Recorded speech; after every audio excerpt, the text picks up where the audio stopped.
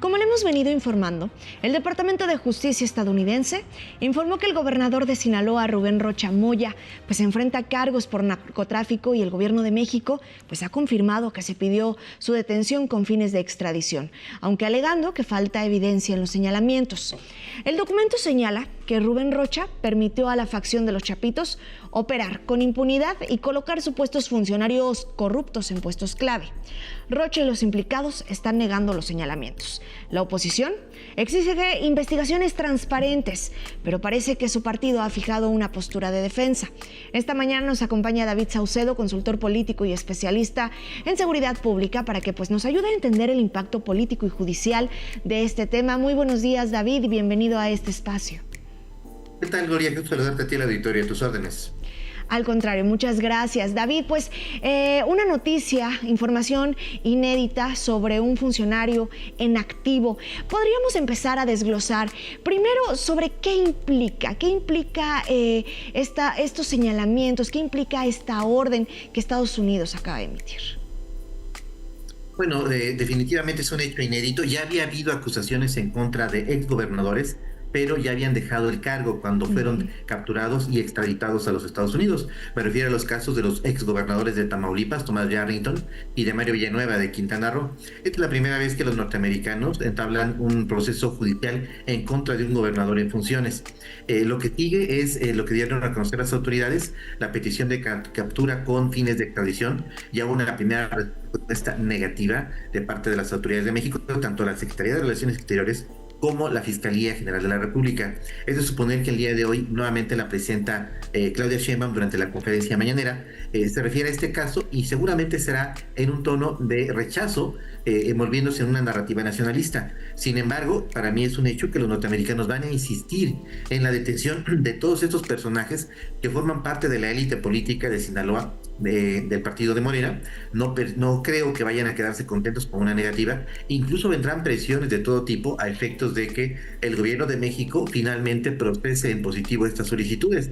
Pudieran venir amenazas arancelarias, o incluso, tal y como quedó de manifiesto, en el caso de que las autoridades mexicanas protejan al gobernador de Sinaloa, veo muy factible que los norteamericanos lancen un operativo de comando como el que en su momento realizaron para la detención de Maduro, o bien en la captura del Mayo Zambada.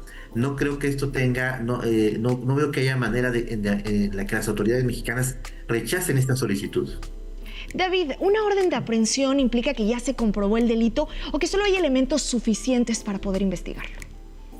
Esa es una sofisma que están utilizando las autoridades en México. Exigen pruebas, pero lo cierto es que las autoridades norteamericanas no están obligadas a presentar pruebas como tal de los delitos. Basta con la acusación en su contra, basta con que se pueda demostrar que en los Estados Unidos hay un proceso judicial en su contra para que se solicite como tal la orden de extradición. En el caso del proceso contra el gobernador, es evidente que son los propios Chapitos que fueron extraditados a los Estados Unidos y que se acogieron al programa de protección de testigos, quienes están dando los elementos de prueba de mayor peso. Ellos mismos fueron los que sobornaron directamente al gobernador de Sinaloa e integrantes de su gabinete, como el secretario de Seguridad Pública en su momento, de tal suerte que lo que pide la presidenta Claudia Sheinbaum es imposible de cumplir. Tendrían que los Chapitos grabar o tomar una versión fotográfica de sus declaraciones, mostrárselas a la presidenta Claudia Sheinbaum a efectos de que se pudiera dar esta extradición. De hecho, hay varias extradiciones que se han dado en México recientemente sin que haya este aporte de pruebas. Es decir, las autoridades de México están interpretando de manera sesgada lo que marca el tratado de extradición entre ambos países.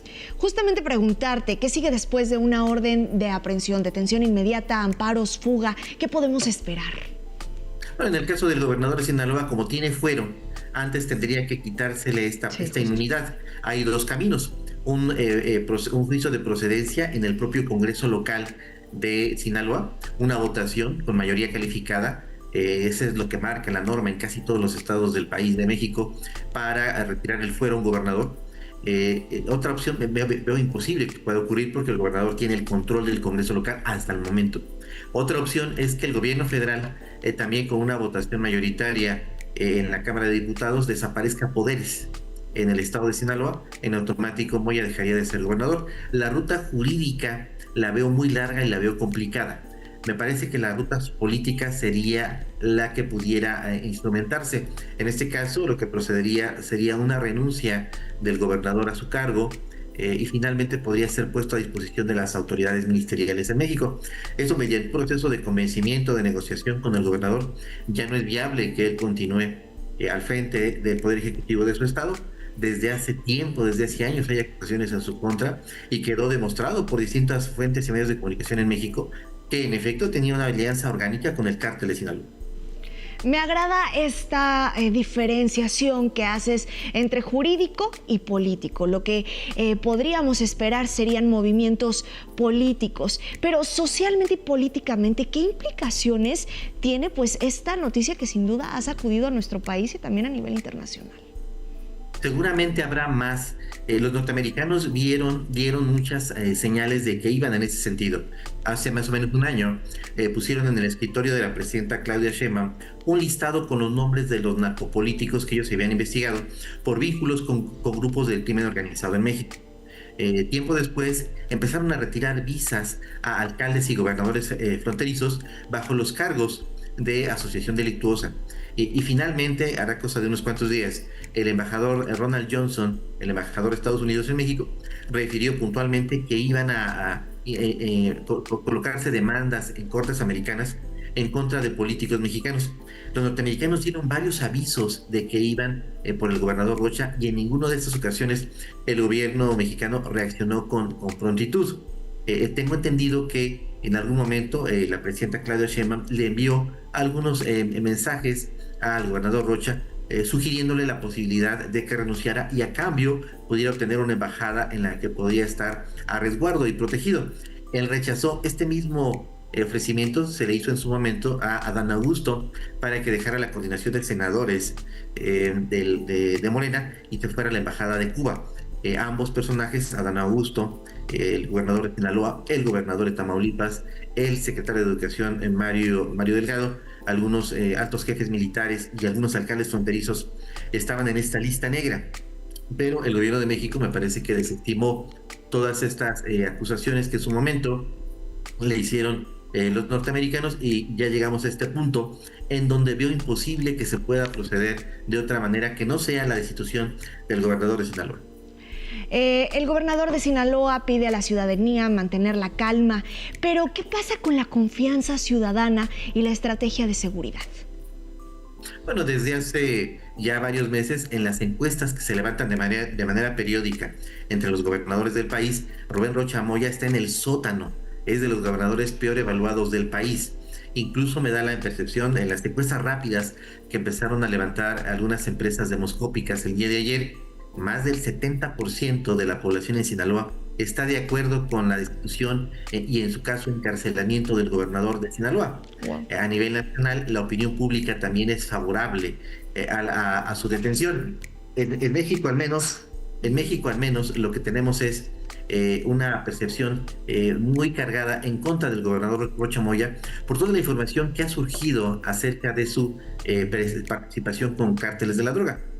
No es nuevo. En Sinaloa sabemos que desde hace tiempo hay esquemas de gobernanza criminal. En otros estados como Jalisco, Tamaulipas, Durango, también existe esto.